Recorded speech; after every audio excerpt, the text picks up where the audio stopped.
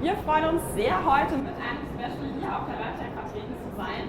Und mein Name ist Kerstin. Ich rebelliere heute mit euch und zwar zum spannenden Thema Blended Learning. Ich habe mir tatkräftige Unterstützung an meine Seite geholt. Ich habe meine Kollegin Katharina Kunz mitgebracht. Katharina, du bist Expertin für Lernstrategien. Vielleicht magst du dich aber kurz mal selbst vorstellen. Ja, danke Kerstin. Ich freue mich wirklich hier zu sein. Als Learning Strategy Consultant beschäftige ich mich in Projekten mit der Verbindung von Inhalten, System und Menschen zu einem funktionierenden Learning-Ökosystem. Und ich denke, hier kann es helfen, dass wir Blended Learning mal ein bisschen anders betrachten. Das Stichwort Blended Learning, darum geht es ja heute und deswegen würde ich mal ganz gerne die erste Frage ins Publikum stellen. Wer setzt denn bereits Blended Learning bei sich im Unternehmen ein? Ja, noch ganz vage. Dann bin ich gespannt und hoffe natürlich, dass wir heute sehr viele Impulse mitgeben können. Katharina, ich habe zur Vorbereitung auf unser Gespräch ein schönes Zitat von Cliff Shepard gefunden.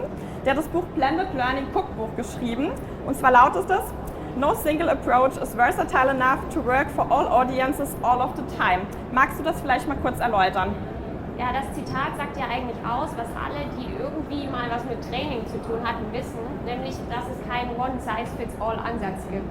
Wir wollen ja immer individuelle, lernerzentrierte Lernerfahrungen on demand schaffen. Nur die Sache ist eben, wir wollen ja trotzdem alle unsere Mitarbeiter, alle Lerner unterstützen mit unserem Angebot. Also stellt sich immer diese Frage, wie schaffen wir das dann eigentlich? Das Buch ist aus 2005. Das ist jetzt schon ein bisschen älter und da würde manch einer sagen, das ist vielleicht auch schon ein bisschen oldschool oder auch angestaubt. Du hattest es mir trotzdem empfohlen. Warum? Ich würde sagen, ja, das Konzept Blended Learning ist schon relativ etabliert. Wir haben ja aber auch schon gesehen, nicht alle setzen das schon ein. Also es war ja so ungefähr die Hälfte vielleicht. Und trotzdem kann man sagen, auch wenn Unternehmen den Wert schon erkannt haben und das sich auch zunutze machen wollen, das ist was Gutes. Es geschieht aber doch meistens in einem sehr linearen Prozess. Man kann es so vergleichen mit so einem sorgfältig zusammengestellten 4-Gänge-Menü und das kann, wenn es gut gemacht ist, ein Training auch durchaus effizienter gestalten und auch effektiver und kann einen sehr großen Lerneffekt haben. Aber trotzdem denke ich, dass das nicht ausreicht, um alle unsere Lerner wirklich mit dem zu bedienen, was sie brauchen. Du hast jetzt gesagt, wir können nicht mehr alle bedienen. Wo genau siehst du denn da heute eine Veränderung? Ja, also zum einen verändert sich ja unsere Arbeitswelt. Also wir müssen immer schneller auf neue Gegebenheiten uns einstellen. Wir müssen unsere Kompetenzen stetig erweitern. Und die Menge an Informationen, die uns zur Verfügung steht, die steigt exorbitant an. Und das verändert eben auch die Arbeit von der L&D-Abteilung, die sicherstellen muss, dass alle Mitarbeiter das bekommen, was sie brauchen, um ihre Arbeit gut zu machen und sich weiterzuentwickeln. Sie müssen immer komplexere Themen bearbeiten, ein immer umfassenderes Angebot bereitstellen und dabei aber auch stets aktuell bleiben. Gleichzeitig wird in vielen Firmen aber auch das Budget für Learning und Development gekürzt. Du hast jetzt eben das Bild des Menüs benutzt. Jetzt sind wir in der Zeit heute sehr schnell unterwegs, es ist alles digitaler. Findest du das Bild eines Menüs denn da überhaupt noch zeitgemäß? Ich denke, dass es für manche Teile durchaus sinnvoll ist und naja, also ich lasse mich auch gerne mal mit einem 4-Gänge-Menü verwöhnen, aber ich denke halt, dass es nicht ausreicht. Es ist nur ein kleiner Teil des Ganzen. Also wenn ich dich jetzt richtig verstanden habe, sagst du, okay, man kann das mal genießen, aber du würdest tatsächlich eher eine Empfehlung aussprechen, das Ganze vielleicht in einer Art Buffet oder vielleicht auch in einem individuellen Snack anzubieten. Genau. Die Sache mit dem 4-Gänge-Menü ist eben, dass wir mit einem sehr hohen Aufwand nur einen sehr kleinen Teil des Trainingsbedarfs abdecken. Und um den Großteil abzudecken, würde ich sagen, ein Buffet ist einfach angebrachter. Es ist flexibel, man kann leicht Sachen nachfüllen, Dinge austauschen, man kann auch was ändern, ohne gleich das gesamte Konzept neu machen zu müssen und von Null anfangen zu müssen. Also ich bin ja persönlich ein großer Fan von Auswahl und ich bin mir sicher, viele von euch oder von Ihnen auch. Ich weiß aber natürlich auch, dass das immer mit sehr viel Aufwand verbunden ist. Wo hast denn du jetzt konkret Tipps auch an unsere Zuschauer und Zuhörer hier und natürlich auch an unsere Punk-Community, wie ein solches Lernkonzept aussehen könnte?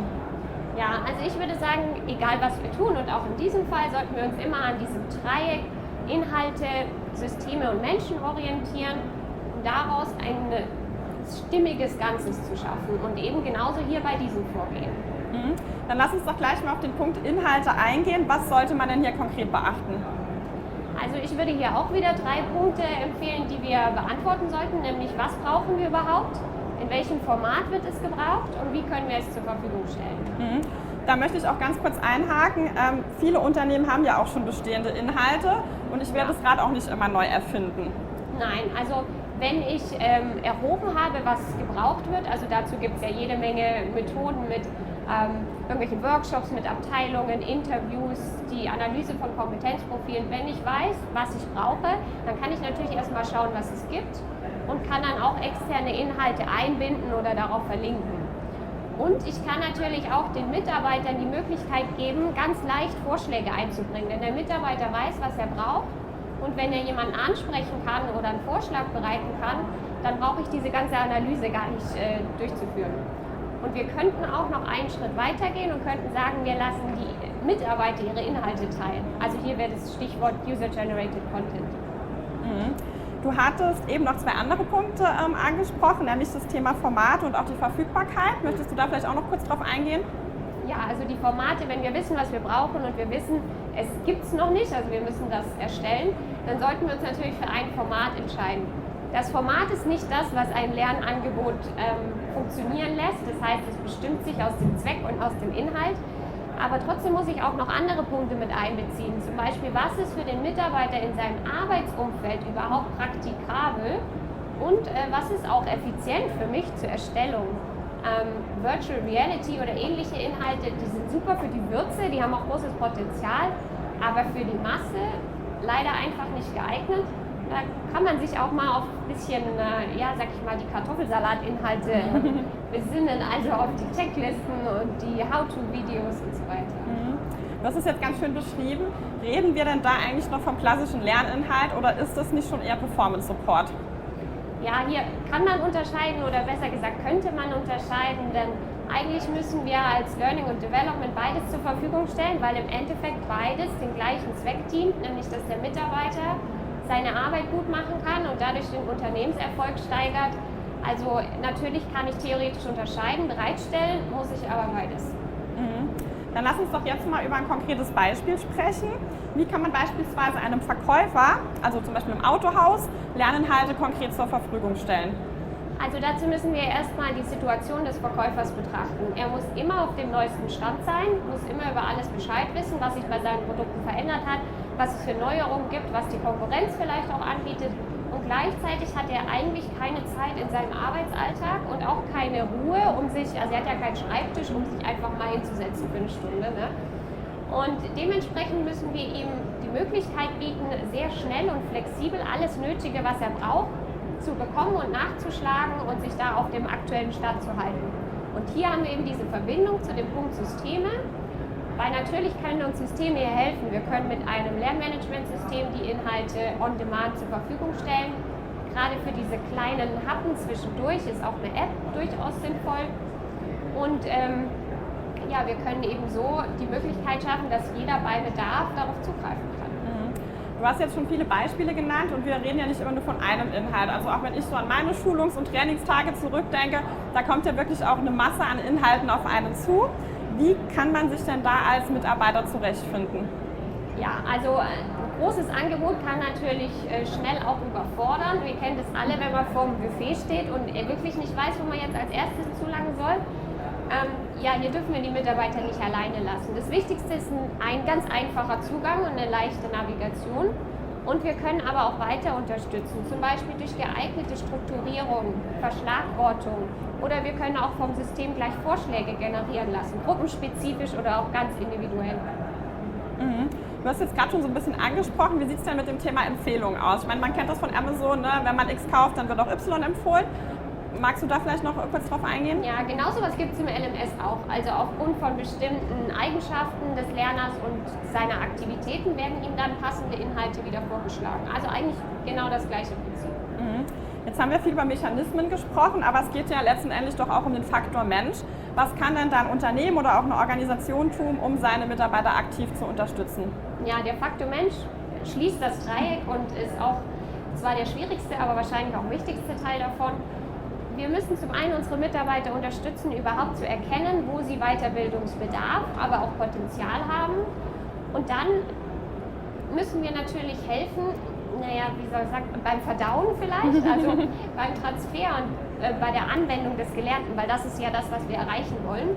Und wir können hier zwar auch Tools einsetzen, das Wichtigste ist aber meiner Meinung nach hier die Führungskraft. Die Führungskraft kann mit ihren Mitarbeitern Ziele definieren, kann reflektieren und Feedback geben. Und ein weiterer Punkt wäre noch der Austausch mit den Kollegen, der Erfahrungsaustausch. Das würde ich sagen, ist noch ein wirklich weiterer Punkt, den wir hier unterstützen sollen. Du hast jetzt schon ein paar Tipps genannt. Das sind natürlich auch immer organisatorische Veränderungen und ich denke, da können alle auch bestätigen, dass das auch immer mit einem bisschen höheren Aufwand verbunden ist. Warum sagst du denn, lohnt es sich trotzdem, das Thema Blended Learning anzugehen?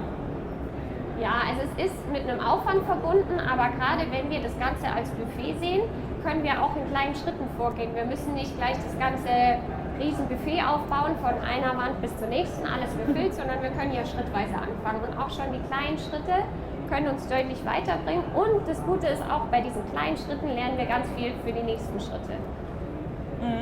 Jetzt haben wir viel über Inhalte erzählt, aber was auch wichtig ist, ist ja das Thema soziales Lernsetting oder Lernsettings.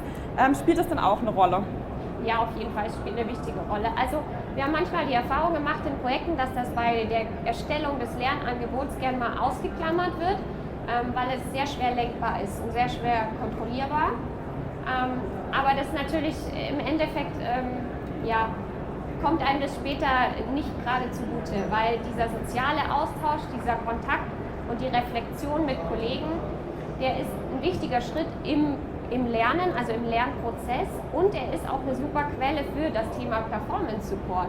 Denn was mache ich normalerweise, wenn ich was nicht weiß? Ich frage vielleicht erstmal meinen Kollegen. Und wenn der das nicht weiß, dann google ich vielleicht mal und so weiter. Also, Bevor wir gleich in die Fragerunde starten oder öffnen sozusagen, welche 3 Tipps möchtest du denn abschließend noch unserer Punk-Community und natürlich auch unseren Zuhörern und Zuschauern hier mit auf den Weg geben, wenn man das Thema Blended Learning ganz konkret angehen möchte? Also ich würde sagen, das Wichtigste ist immer dieses Learning-Ökosystem immer wieder als Ganzes zu betrachten, nicht mit Leuchtturmprojekten voranzuschreiten, sondern immer wieder diesen Blick fürs Ganze zu gewinnen. Und das bedeutet auf unsere Metapher bezogen eben nicht, dass man nur Einladungen zum 4-Gänge-Menü verschickt, sondern dass man auch dieses 24/7-Buffet anbietet.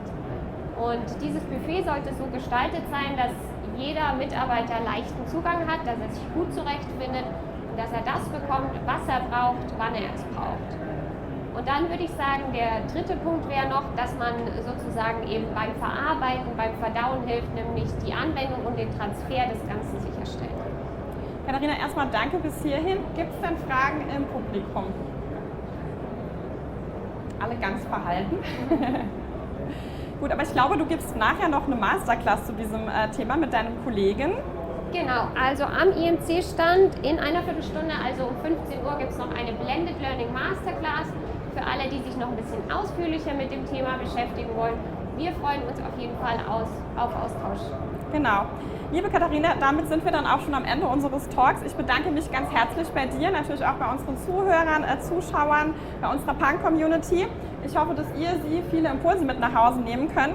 Wir freuen uns natürlich auch immer über euer Feedback unter dem Hashtag eLearningPunk auf allen üblichen sozialen Medien. Und genau, wir freuen uns in der nächsten Folge wieder mit euch gemeinsam rebellieren zu können. Dann ist meine Kollegin Vanessa wieder für euch da. Ich sage erstmal Tschüss, vielen Dank, macht's gut und bis bald. Tschüss.